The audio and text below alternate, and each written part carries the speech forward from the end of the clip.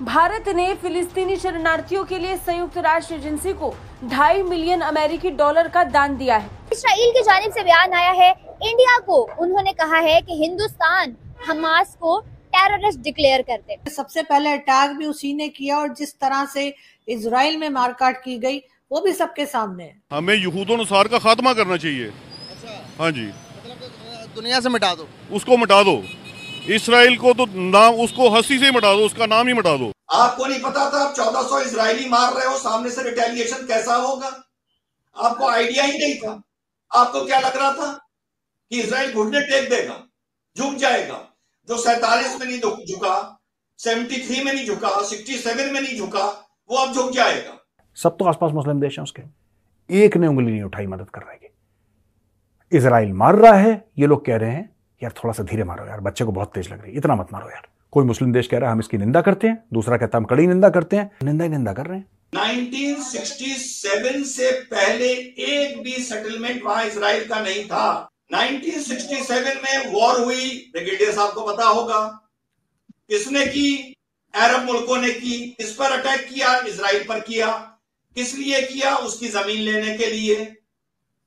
अब उसने पलट के तुम्हारी ले ली तो भाई वो तो नहीं लौटाएगा। तो आप ये देखें कि 13,000 से जायद लाशें गिरने के बाद 46वें दिन जंगबंदी हलाल हो गई है और इस सीज़फायर के दौरान 50 बच्चे और औरतें हमास छोड़ेगा और उसके बदले में इजराइल 150 बच्चे और औरतें छोड़ेगा। जिस दिन इजराइल को यह पता लग गया कि हमारे जितने भी बंदे हैं वो बिल्कुल सेफ हैं, बिल्कुल हमारे बंदे सेफ हैं, ठीक है, हमारे बंदे अब हमारे पास हैं, इजराइल ने बड़ा वाला बम गिराना है गाजा पे, बड़ा वाला।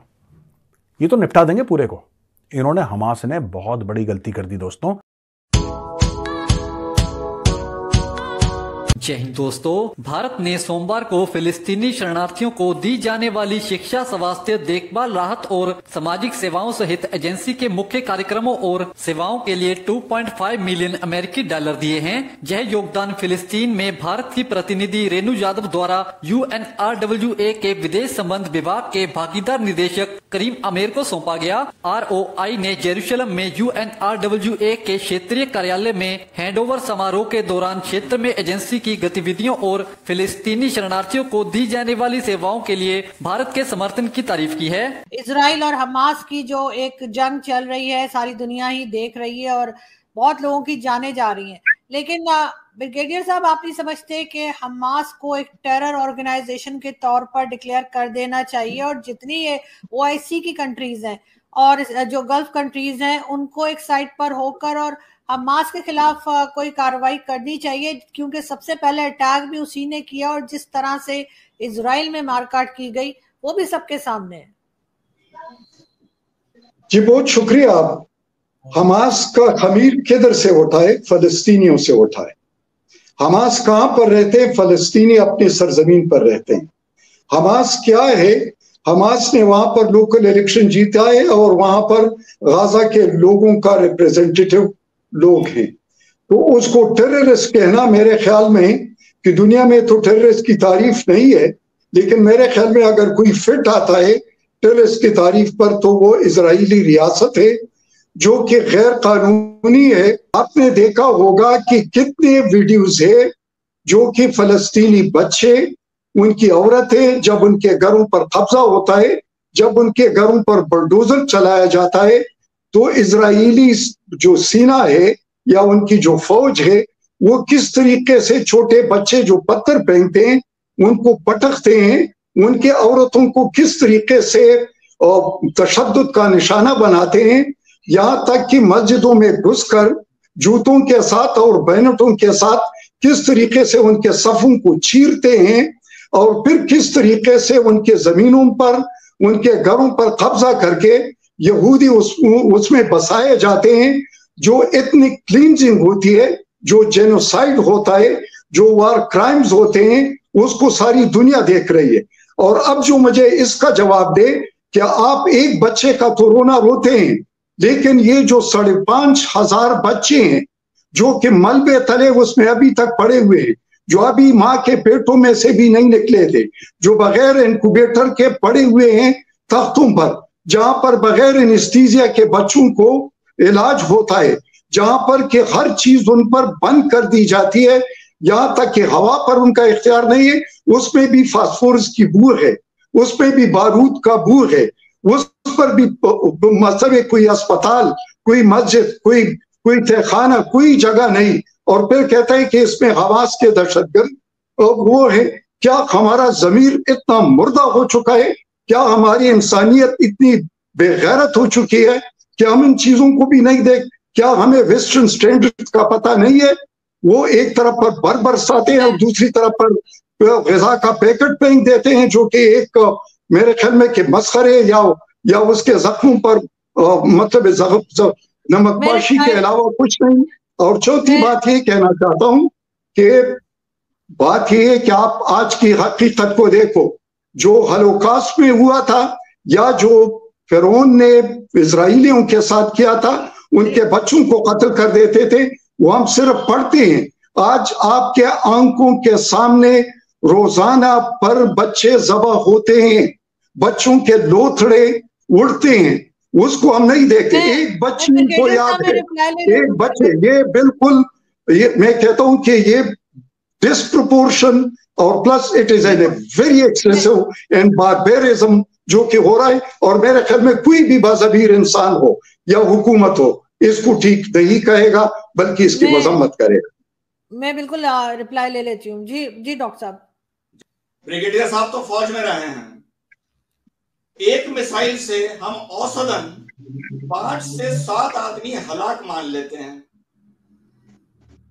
आपने जो 5000 मिसाइल दागे, आपने तो इंतजाम कर लिया था ना 5000 इंटू 7 35,000 इजरायली मारने का।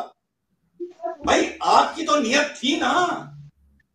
उन्होंने अपने को आयरन डोम से बचा लिया, ये उनका सब्जेक्ट है। नियत तो थी ना, उसको तो कोई डिनाई नहीं। कितने आदमी मारने की? एक मिसाइल से 7 आदमी बता रहा हूं, तो 35,000 आदमी मारने की। आप मार नहीं पाए वो एक अलग बात है, आपकी नियत थी। डॉक्टर साहब ने, ब्रिगेडियर साहब ने बोला डिस्प्रोपोर्शनेट। जो आदमी को ये पता होता है कि वो डिस्प्रोपोर्शनेट है आरजू, क्या वो 5000 मिसाइल दागता है? पहला ये सवाल है। अगर आप डिस्प्रोपोर्शनेट हैं, आपने 90, फिर मैं पीछे जाऊंगा, 1948 में नहीं माना, 1965 जो ब्रिगेडियर साहब ने बोला बिल्कुल सही बोला, एक एक अल्फाज सही बोला। वेस्ट बैंक को इजरायलियों ने छन्नी कर दिया, छन्नी बना दिया, छन्नी।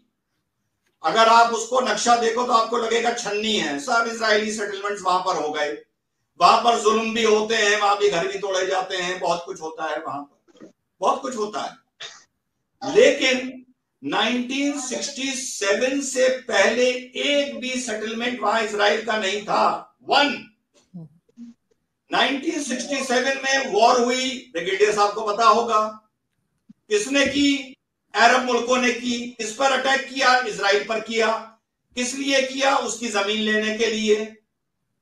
अब उसने पलट के तुम्हारी ले ली, तो भाई वो तो नहीं लौटाएगा, वो नहीं लौटाएगा। रिश्ता बिगड़ गया, रिश्ता बिगड़ गया। बड़ी आसान भाषा में बोलूं, एक बार गंदगी मच गई तो जिसके हाथ जो लगा उसका हो गया। या तो पूरी घड़ी को वापस करके वक्त में पीछे जाओ और वहां से करेक्शन करना शुरू करो, तब तो ठीक है, अदरवाइज वो नहीं लौटाएगा। 67 तक इजराइल ना वेस्ट बैंक में घुसा था, ना गाजा पट्टी में घुसा था। यह बात क्लियर है। कौन घुसा था? जॉर्डन घुसा था और इजिप्ट घुसा था। और जो मैंने बात बोली, अगर आप डिस्प्रोपोर्शनेट हो, ब्रिगेडियर साहब को पता होगा, पता नहीं आपने चीज पढ़ी नहीं पढ़ी, आज से 10 साल पहले एक इजरायली सैनिक को लौटाने के लिए, एक इजरायली सैनिक को, मैं नाम मिस कर रहा हूं, 1027 फलस्तीनी इजराइल ने छोड़े थे आरजू, एक को छुड़ाने के लिए। ये थी इजराइल की वैल्यू फॉर लाइफ। जब आप वहां पर कत्लेआम कर रहे थे, आपको नहीं पता था आप 1400 इजरायली मार रहे हो, सामने से रिटेलिएशन कैसा होगा? आपको आइडिया ही नहीं था। आपको क्या लग रहा था कि इजराइल घुटने टेक देगा, झुक जाएगा? जो 47 में नहीं झुका, 73 में नहीं झुका, 67 में नहीं झुका, वो अब झुक जाएगा। तो अगर आप एक जंग करते हैं, एक चाइनीज कहावत है, if you go out for war dig 2 Graves, एक अपनी खोदो एक उसकी खोदो। ये तो ऊपर वाला तय करेगा कौन कौन सी कब्र में जाएगा। आप जब 5000 मिसाइल दाग रहे थे, आपको नहीं पता था वो पलट के 15000 दागेगा और सारे वहीं लगेंगे जहां वो 4 आए लगे। तो ये तो आपको सोचना चाहिए था ना, हमास को सोचना चाहिए था। ब्रिगेडियर साहब और मैं उस पर अगर मातम भी करें तो क्या फर्क पड़ेगा? नहीं, बिल्कुल आप ठीक कह रहे हैं, लेकिन बहरहाल इसके ऊपर कम से कम जो इस्लामिक कंट्रीज हैं या जो गल्फ कंट्रीज हैं या जो मुस्लिम हैं, उनको कम से कम समझना चाहिए और बार बार जो हमास को फेवर कर रहे हैं वो करना बंद करना चाहिए।